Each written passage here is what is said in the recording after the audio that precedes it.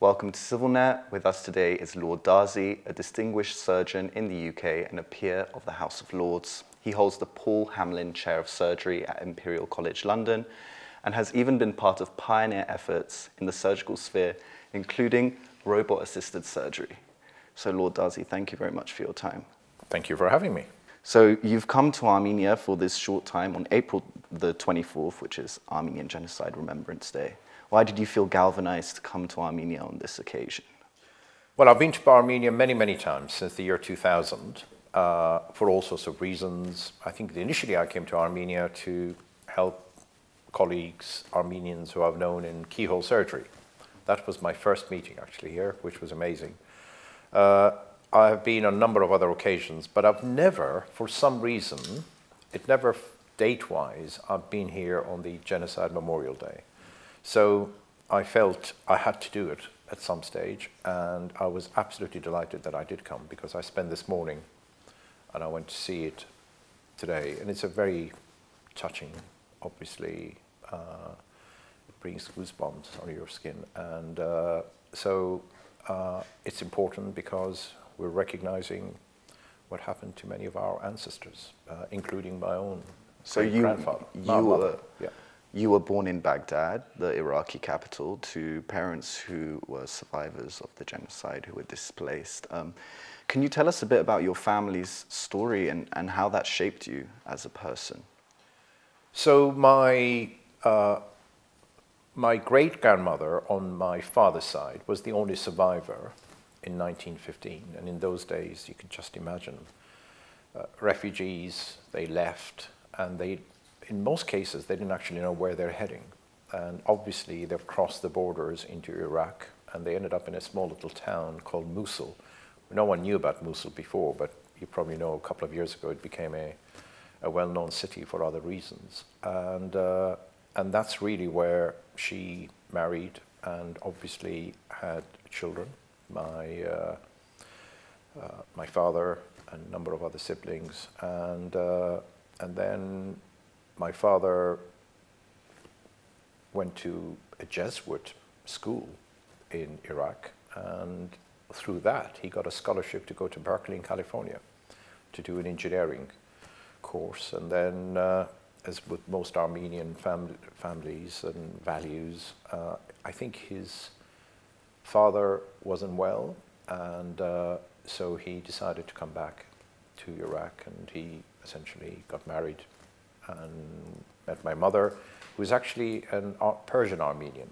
So they wouldn't have gone through what went through the genocide days. And they got married, and I was born in Baghdad. And you know, I have very fond memories of those days. I mean, it was you know, we had the Armenian values, which would be no different if you were in Baghdad or you were in Yerevan or you happened to be in London. And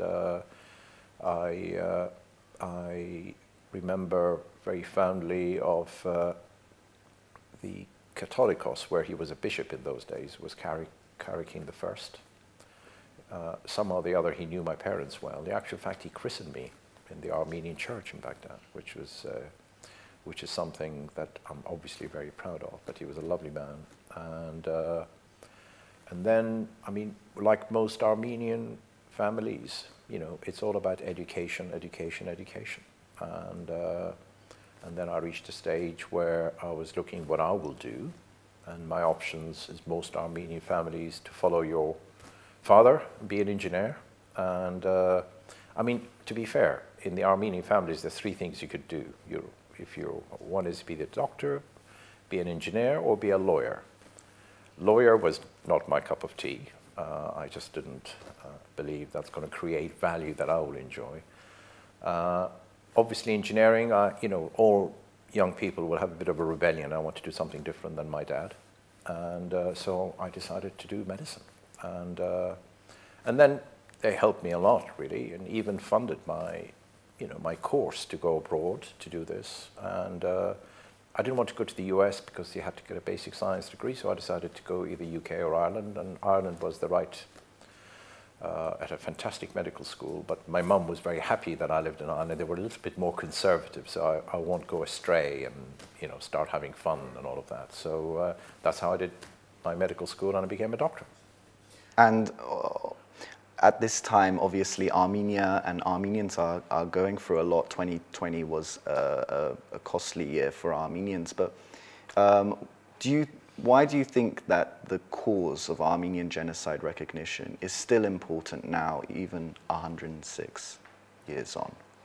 Well, remembering atrocities, remembering the genocides and acknowledging them is the only way in which we're going to stop this ever happening again. You know, it's a never moment wherever there is a genocide, not just the Armenian genocide. And there's been many since then. I mean, it was the first genocide in the last century, as we all know. We saw many in that century after the Armenian genocide. And remembering the genocide is the only way in which humanity across the globe, we hope, will never go through that again. Whatever race you are, whatever religion you are, that's the worst thing you can go through. And let me just reinforce why. I mean, Hitler memorably in his own parliament said, "Who remembers the Armenian genocide?"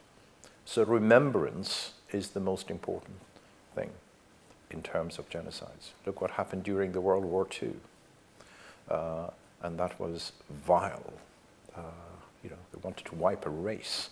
That's the type that we should acknowledge, remember, and never again. And obviously it's a sunny afternoon here in Yerevan, but right now in Washington, the talk is that the Biden administration will officially recognize the events of 1915 as a genocide. Do you think that 2021 could be a turning point in Armenian genocide recognition? And furthermore, the UK seems to be, it will be the last remaining major Western power that has not officially recognized the Armenian genocide. I was wondering what you thought about that. Well, firstly, let me say I was delighted to hear, well, in 2019, where the Senate, the US Senate, passed the bill to acknowledge the Armenian genocide. I have heard rumors, like you mentioned, that the new administration under the leadership of Professor Biden, the President Biden, will be, and we're all await to see if that happens. Let's not remember there are 20 other countries who have recognized the Armenian genocide. In terms of the UK, I have no doubt UK in due course revisits and re-examines, as most governments have done, such as the US government, and I hope that recognition will happen.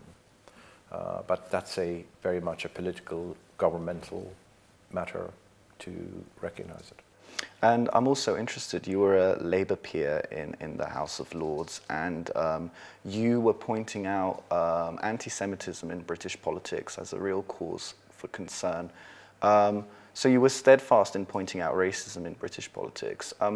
What I'm interested to ask is that, isn't ultimately the cause of Armenian genocide recognition a cause of anti-racism and not a cause of being pro-Armenia or anti-whatever, but something that people who are anti-racists and who are campaigning against racism can really get behind? Yes, you mentioned when I was a Labour peer, until, again, I think it would have been 2019, where I essentially resigned the whip.